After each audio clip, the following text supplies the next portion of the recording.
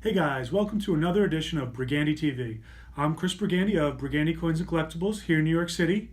We have a cool assortment of first day covers, also known as first day of issues. They're original postmarked and stamped commemorative envelopes specific to an important day in history. So I think the best way to describe that is to take a look at an example. So the first one we have right here, this is from Walter Johnson, an autographed first day cover by Walter Johnson, and it's autographed. So it's issued at the Hall of Fame induction, and it's not just any Hall of Fame induction, it's the inauguration in 1939 when they first opened the Hall of Fame. So if you can zoom in here, and if you take a look at the stamp, that stamp was released on that June 12th, 1939 day. It's a baseball stamp. You have a bunch of kids playing baseball. So it's collectible because of the stamp. It's also a little bit collectible because of the postmark here of Cooperstown, New York, where the Hall of Fame is. And it's also collectible because of the vignette or the imagery associated with it.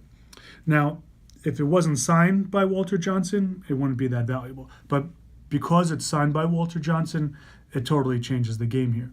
So if this was unsigned and just a first day cover from the event, you're looking at under $25 for this item. But because it's signed by Walter Johnson and it's also a near mint to mint graded signature, it's about $5,000.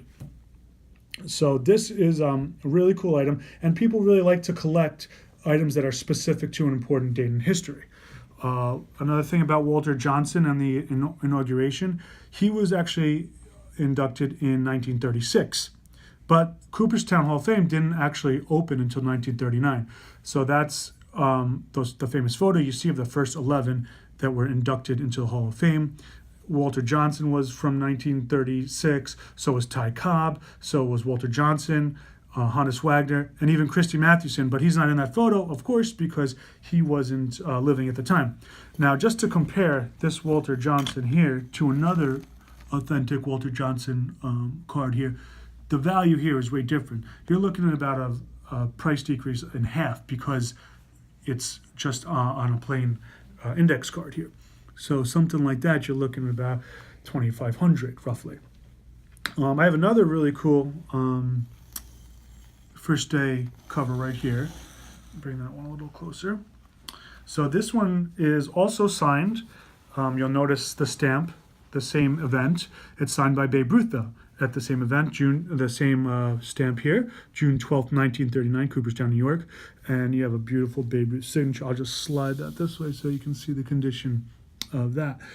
Another first day cover. And what's different, you'll notice, compared to the Walter Johnson, is the little image here on the side. So that's Abner Doubleday, baseball centennial, 1839 to 1939. So not only was it the opening of the Hall of Fame, but it was also a 100-year anniversary. Versus the one of the Walter Johnson, everything's the same except the imagery. So Babe Ruth, because it's Babe Ruth, and these Hall of Fame induction, the first day covers are really, really collectible. That's about a $10,000 item. Now, if you compare it to a 3x5 of Babe Ruth, I'll lay that down so you can see it. Similar condition, but it's on a 3x5. Here, you're looking at about $4,500 to $5,000. So you can see the value is almost double because of the historic context, if you will. So that was a Babe Ruth and Walter Johnson.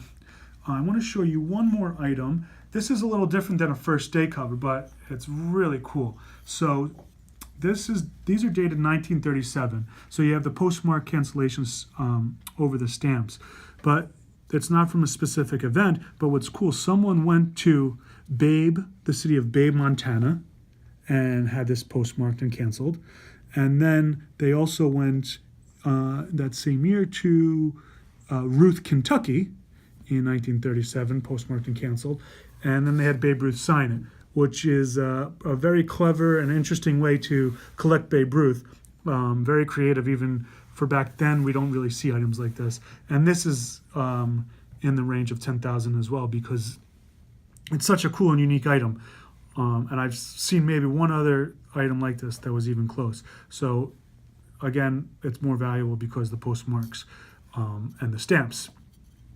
Now, not all postmarked items are that valuable. It really depends on the event. So if it's cool events like the Hall of Fame induction, so people do it every year. So depending on who's getting into the Hall of Fame this year in 2018, they'll have the same postmarks and stamps, and they'll have them signed by the new Hall of Famers. Obviously, these guys, the way they sign today and how commercialized the hobbies become, I don't think anybody in today's class will ever be a $10,000 item or a $5,000 item like the Ruth and the Walter Johnson.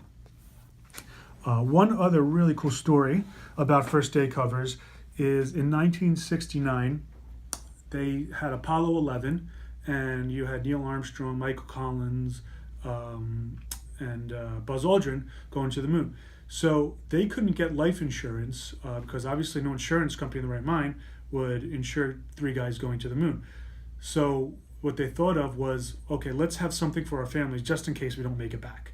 And what they decided to do was they had Buzz Aldrin, Michael Collins, Neil Armstrong sign a first day cover. And it looked very similar to these, where they had the autographs here, you had a stamp, and then it was postmarked at the Kennedy Space Station in Florida.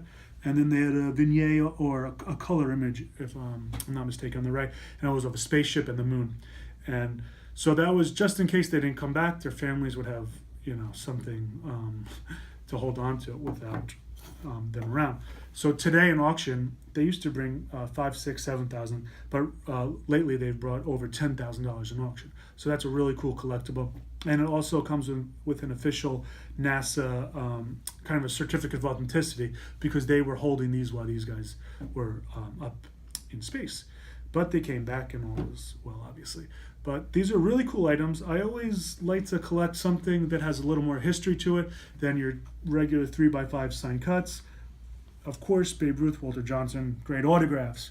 But if you can get it on something that tells a story or something with a little history, especially the Hall of Fame induction in 1939, way more valuable and personally just way cooler.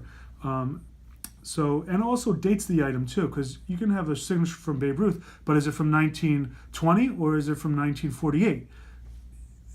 When you have a postmark like this, at least you can date the autographs, which is really cool. If you have any questions about first day covers, first day of issues, please leave a comment below or send me an email, chris@brigandycoin.com. If you have any other items, even if you want to know a value of something, just shoot me an email if you want to sell something or you're just looking to get an appraisal. It's always free. We can always help you out. Obviously, authentication is key, and we can help you with that process. But if you have any other ideas for other movies or little stories we can do here for you, just let us know. Info@brigandycoin or chris@brigandycoin.com. Always happy to help you guys. Please let me know what you think. Comment, like, share below. And thanks again for watching.